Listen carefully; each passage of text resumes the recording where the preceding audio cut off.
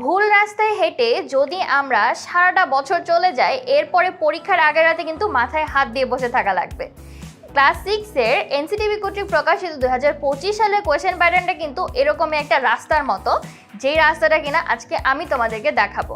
NCTB থেকে আমাদের 2025 সালে কোন ধরনের সিলেবাস দেওয়া হয়েছে, কোয়েশ্চেন প্যাটার্নটা কীরকম হবে, সেই কোয়েশ্চেন প্যাটার্নটা তোমাকে কিভাবে ফলো করতে হবে, কিভাবে তুমি উত্তর করবে, শুধু তাই না কোন প্রশ্নের জন্য তুমি কতটুকু সময় রাখবে, কোন টপিককে তুমি কিভাবে পড়বে, এই সমস্ত গাইডলাইন কিন্তু তুমি আজকের এই ভিডিওতে পেয়ে যাবে। শুধু তাই না, ভিডিওর একদম শেষে কিন্তু তুমি কিছু বোনাস টিপসও পেয়ে যাবে, তাই একদম শেষ পর্যন্ত ভিডিওটা কিন্তু তোমাকে দেখতে হবে। তো দেরি না করে চলো আগে আমরা দেখে নেই এই বছর আমাদের প্রশ্ন প্যাটার্নটা কীরকম হচ্ছে। তো ইংরেজি প্রথম পত্রের এইবার কিন্তু আমাদের দুটো ভাগ রয়েছে। প্রথম ভাগটা হচ্ছে আমাদের রিডিং, যেখানে কিনা আমাদের 70 মার্ক থাকছে, এবং পরবর্তী হলো রাইটিং, যেখানে কিনা আমার 30 মার্ক থাকছে। 70 মার্ক কিন্তু বিশাল বড় একটা অঙ্ক, যেটার জন্য কিনা আমাকে 3টা প্যাসেজ এবার প্রশ্ন উত্তর করতে হবে, অর্থাৎ আমাকে 2টো সিন প্যাসেজ এবং একটা আনসিন প্যাসেজ থেকে প্রশ্নের উত্তর করতে হবে। সিন প্যাসেজ যেটা কিনা তোমার ইংরেজি বইয়ের মধ্যে আছে, মানে আমাদের ইংলিশ পড়ে বইটা থেকে যে টেক্সট আছে সেই টেক্সট থেকে আসবে, এবং আনসিন সেটা যে কোনোখান থেকে হতে পারে। সো সিনের জন্য কিন্তু আমরা সিন প্যাসেজ 1-এ এমসিকিউ এবং কোয়েশ্চেন আনসার করছি, এবং সিন প্যাসেজ 2 থেকে কিন্তু আমরা আরও 2টো প্রশ্ন উত্তর করছি, যেটা কিনা গ্যাপ ফিলিং এবং ভোক্যাবুলারি। মনে রাখতে হবে এই যে ভোক্যাবুলারিটা, এটা হচ্ছে সিনোনিম এবং অ্যান্টোনিম, অর্থাৎ টেক্সটের মধ্যে তুমি যে শব্দগুলো খুঁজে পাবে যেগুলো একটু আনফ্যামিলিয়ার তোমার কাছে, অর্থাৎ অপরিচিত লাগবে, সেই সকল শব্দের কিন্তু তুমি সিনোনিম এবং অ্যান্টোনিম একটু ভালো করে পড়ে নিবে, তাহলে কিন্তু তুমি এইখানে একটু 5 মার্কটা নিশ্চিত করে ফেলতে পারছো। তারপর আনসিন প্যাসেজ থেকে আমরা 3টা প্রশ্নের উত্তর করব। প্রথমটা হচ্ছে ইনফরমেশন ট্রান্সফার, অর্থাৎ প্যাসেজের মধ্যে আমার কিছু স্পেসিফিক ইনফরমেশন দেওয়া থাকবে এবং প্রশ্নের মধ্যে সেই গ্যাপগুলো আমাকে ওই ইনফরমেশন দিয়ে ফিল করতে হবে। এরপরে আসবে ট্রু ফলস, অর্থাৎ সত্য মিথ্যা আমাকে লিখতে হবে, ফলস হলে কারেক্ট অ্যান্সারটা দিয়ে দিতে হবে। এবং সবশেষে আসছে রাইটিং সামারি। সামারি লেখা নিয়ে আমি জানি অনেকের অনেক প্রশ্ন আছে, সেটা টিপস কিন্তু আমি এখনই দিয়ে দিব। আচ্ছা, একটু পরবর্তীতে জানি, এছাড়াও আমাকে ম্যাচিং, রিঅ্যারেঞ্জ সেন্টেন্সেস এবং কোয়েশ্চেন আনসার ফ্রম পোয়েম করতে হবে। তো ম্যাচিং যেটা, এটা বেসিক্যালি ম্যাচিং টেবিল হয়ে থাকে। সো আমরা এর আগেও এটা করেছি, 24 সালে আমরা করেছি, 2টো কলাম থাকবে এবং কলাম থেকে আমাদেরকে ম্যাচ করে লিখতে হবে। রিঅ্যারেঞ্জটা আমাদের কাছে একটু নতুন। রিঅ্যারেঞ্জিংয়ের ক্ষেত্রে আমার কাছে উল্টাপাল্টা শব্দগুলো দেওয়া থাকবে, শব্দের চেয়ে বেশি আমাদেরকে একটা উল্টাপাল্টা সেন্টেন্স দেওয়া থাকবে। সেন্টেন্সগুলোকে আমাকে একটা কারেক্ট অর্ডারে নিয়ে আসতে হবে। সেক্ষেত্রে গল্প লেখাটাই আমরা সবচেয়ে বেশি পরিমাণে মনোযোগ দিব, যে গল্পটা যেন সুন্দর করে আমি লিখতে পারি, তাহলে আমাদের সেন্টেন্সগুলো একটার পর একটা অ্যারেঞ্জ করা ইজিয়ার হবে।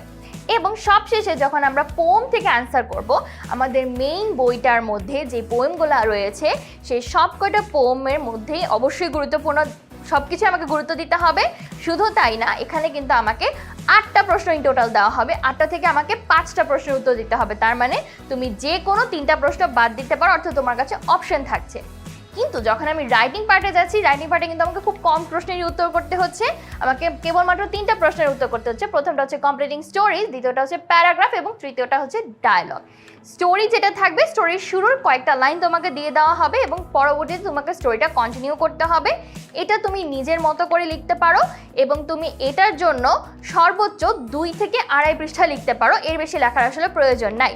চেষ্টা করবে গল্পটা যখন তুমি লিখবে সেটার জন্য প্রপার টেন্স মেনটেন করা, অর্থাৎ তুমি যদি পাস্টের কোনো গল্প লেখো সেখানে যেন অবশ্যই পাস্ট টেন্সে হয়ে থাকে, তুমি যদি প্রেজেন্ট বা ফিউচারে কোনো গল্প লিখে থাকো সেটা যেন প্রেজেন্ট বা ফিউচারে আসলে কন্টিনিউ হয়। এরপরে আসবে প্যারাগ্রাফ। প্যারাগ্রাফ লেখার ক্ষেত্রে এখানে কিন্তু একটা ওয়ার্ড লিমিট দেওয়া আছে, তুমি দেখতে পাচ্ছ। ওয়ার্ড লিমিটটা হচ্ছে 120 শব্দে, অর্থাৎ তুমি এর জন্য সর্বোচ্চ 1 থেকে 1.5 পৃষ্ঠার মধ্যেই শেষ করবে। 120 শব্দ তুমি সর্বোচ্চ 150 শব্দ মতো লিখতে পারবে এবং চেষ্টা করবে এর মধ্যেই কমপ্লিট করে ফেলা। 2 পৃষ্ঠার অধিক লেখার আসলে দরকার পড়বে না, সো তুমি অতটুকুর মধ্যেই লিখতে পারো। গুছিয়ে লেখার চেষ্টা করবে এবং তোমার যতটা ভাবনা, চিন্তা বা থট রয়েছে ওই সবটাই যেন তুমি প্যাসেজের মধ্যে কভার করতে পারো, প্যারাগ্রাফটার মধ্যে কভার করতে পারো, সেটা তুমি চেষ্টা করবে। তারপরে আসছে আমাদের রাইটিং ডায়ালগস, অর্থাৎ এখন আমাকে যেটা করতে হবে, আমাকে একটা সিনারিও চিন্তা করতে হবে, সেই সিনারিওতে আমাকে একটা ডায়লগ তৈরি করতে হবে। অবশ্যই সিনারিওটা আমার প্রশ্নে দেওয়া থাকবে, কিন্তু সেই অনুযায়ী তোমার 2টো ক্যারেক্টার নিয়ে ক্যারেক্টারের কথোপকথনটা কিন্তু একদম সমান ফ্লোতে লিখতে হবে।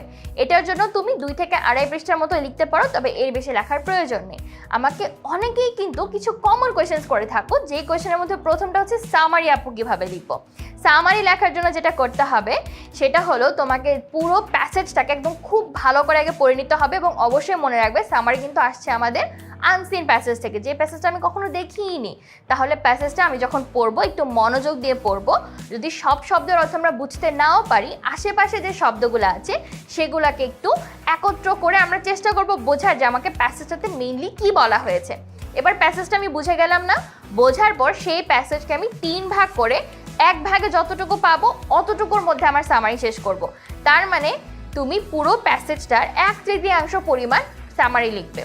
ধরো তোমার কাছে যে প্যাসেজটা আছে সেটা 12টা বাক্যের আছে, তো 12টা বাক্যের 1/3 কত হচ্ছে? 4টা বাক্য। তাহলে তুমি কি করবে? তোমার সামারিটা 4টা সেন্টেন্সের মধ্যে কমপ্লিট করা ট্রাই করবে। এটা খুবই ছোট হবে, 1 পৃষ্ঠার অধিক যাওয়ার কোনোই প্রয়োজন নাই, এবং চেষ্টা করবে সহজ সাবলীলভাবে নিজের ভাষায় লেখার। অর্থাৎ তুমি যেইভাবে বুঝতে পারছো তুমি যেন ঠিক সেইভাবেই লেখো। এখানে তুমি চেষ্টা করবে তুমি যেন কোনোভাবেই মেইন প্যাসেজ থেকে কোনো শব্দ বা হুবহু কোনো সেন্টেন্স তুলে না দাও, এটাকে একটু পরিবর্তন করার চেষ্টা করবে। যেমন তোমার কাছে যদি শব্দ থাকে হ্যাপি, তুমি এটাকে পরিবর্তন করে লিখতে পারো গ্ল্যাড, এক্সাইটেড, এরকম শব্দ তুমি লিখতে পারো। তাহলে তুমি এইভাবে এটা অ্যান্সার করার চেষ্টা করবে। তাছাড়াও আমি জানি অনেকেরই প্রশ্ন, যেহেতু পোম থেকে অ্যান্সারের কথা বলে ফেলেছি, যে আপু পোম থেকে আসলে আমরা কীভাবে লিখবো, যেহেতু আমরা পোমের থিম বুঝি না। তাই এই জন্য তোমাকে যেটা করতে হবে, মেইন বইয়ের প্রত্যেকটা পোম খুব ভালো করে পড়ে সেটার মেইন থিমটা বুঝে নিতে হবে। তুমি যদি মেইন থিমটা বুঝে যেতে পারো তাহলে কিন্তু তোমার প্রশ্নের উত্তর করা একদম সহজ হয়ে যাবে। তাই সবগুলা পোয়েমেরই থিম বুঝে নেওয়ার চেষ্টা করবে। অনেক বেশি পোয়েম নাই, সো চেষ্টা করব যত তাড়াতাড়ি সম্ভব আমরা সবগুলা পড়ে ফেলবো এবং নিজেদের প্রিপারেশনকে করবে 100তে 100। এইবার তোমরা তো কেবলমাত্র ইংরেজির একটা গাইডলাইন পেলে, তাই না? তাও প্রথম পত্রে। এবার তোমার তো শুধুমাত্র সাবজেক্ট ইংরেজি না, আরও অনেক সাবজেক্ট আছে, তাই না? এই জন্য কিন্তু তোমাদের একটা স্পেশাল কোর্স আমরা নিয়ে এসেছি। কোর্সটা হচ্ছে সম্পূর্ণ মাত্রায় ফ্রি, সেটা হলো তোমাদের অর্ধবার্ষিক পরীক্ষার প্রস্তুতি কোর্স। এই কোর্সটি তুমি পেয়ে যাবে আমাদের ফেসবুক পেজে, পিন কমেন্টসে তোমরা পেয়ে যেতে পারো, অথবা তোমরা যদি ওয়েবসাইটে যাও তাহলেও কিন্তু তোমরা এই কোর্সটা পেয়ে যাবে। কোর্সটার মধ্যে কিন্তু তোমার অর্ধবার্ষিক পরীক্ষায় আসার মতো এই সকল কমন প্রশ্নগুলোই কিন্তু আমরা সব টিচাররা মিলে সলভ করে দিয়ে থাকি। তাহলে তোমার জন্য একদম প্রস্তুতি নেওয়া সহজ হয়ে যাচ্ছে। পাশাপাশি আমরা প্রত্যেকটা বিষয়ের জন্যই কিন্তু 2টো করে 1 শট ক্লাসেস নিচ্ছি, যাতে কিনা তোমার প্রস্তুতি একদম ফুল প্যাকড হয়ে যায়। এছাড়াও যে 6টি বিষয় আমরা অনলাইন ব্যাচে আসলে পড়িয়ে থাকি, সেই 6টা বিষয়ের একদম ফুল অন গাইডলাইন কিন্তু তোমরা পাচ্ছ, এবং পাচ্ছ দাগানো বই, স্পেশাল সাজেশন এবং রেকর্ডেড ক্লাস। তাহলে দেখো একদম পুরো প্রস্তুতিটা তোমার হয়ে যাচ্ছে না? এই কোর্সটিতে আসার জন্য কিন্তু তোমার খুব বেশি কষ্ট করার প্রয়োজন নেই। তুমি কি করবে, 10ms.com বা 10minuteschool.com যেটা রয়েছে সেইখানে চলে যাবে। ওয়েবসাইটটাতে যাওয়ার পরে ক্লাস 6 to 12 সেগমেন্টটা সিলেক্ট করে নেবে। সিলেক্ট করার সময় দেখবে তোমার ক্লাসের কিন্তু একটা ড্রপ ডাউন বক্স চলে এসেছে। যেমন তুমি এখন 6-এ পড়ছো, তাহলে কি করবে, 6 সিলেক্ট করে নিবে। সিলেক্ট করার পরে তুমি সেই কোর্সটি একদম নিচের দিকে স্ক্রল করে করতে পেয়ে যাবে। পেয়ে গেলে কোর্সে ক্লিক করে এনরোল হয়ে যাবে। এরপর তুমি তোমার প্রস্তুতি শুরু করে দিতে পারো। ঠিক এরকম দেখতে কিন্তু তোমার কোর্সের ইন্টারফেসটা আসবে। তুমি এখানে ক্লিক করলেই খুব সহজে প্রস্তুতিটা নিয়ে ফেলতে পারবে। তাই একদম দেরি না করে দ্রুত এই কোর্সটাতে এনরোল করে ফেলো। কোর্সটি সম্পূর্ণ ফ্রি আছে, যার কারণে তোমার জন্য কিন্তু কোর্সটি করা অনেক সহজ হয়ে যাবে। শুধু তাই না, অর্ধবার্ষিকের প্রস্তুতি কিন্তু তোমার এই কোর্সের মাধ্যমে হয়ে যাবে 100তে 100।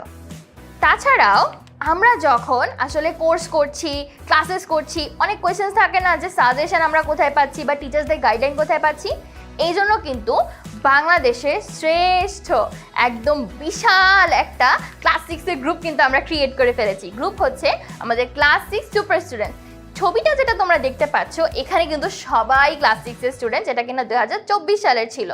অর্থাৎ এরা কিন্তু আমাদের ওই গ্রুপেরই সদস্য। তাই ওই গ্রুপটার মধ্যে, অর্থাৎ ক্লাস 6 সুপার স্টুডেন্ট গ্রুপটার মধ্যে কিন্তু তোমরা এই সকল কৃতি শিক্ষার্থীদের, সারা বাংলাদেশ থেকে যারা ফার্স্ট, সেকেন্ড, থার্ড হয়েছিল তাদের নোট করা, তাদের সাজেশনস, তারা কিভাবে কোন ট্রিক্স ফলো করে পড়াশোনা করছে, কিভাবে টিচার্সদের কাছে গাইডলাইন নিচ্ছে, সমস্ত কিন্তু তুমি এই গ্রুপটার মধ্যে পেয়ে যাচ্ছ।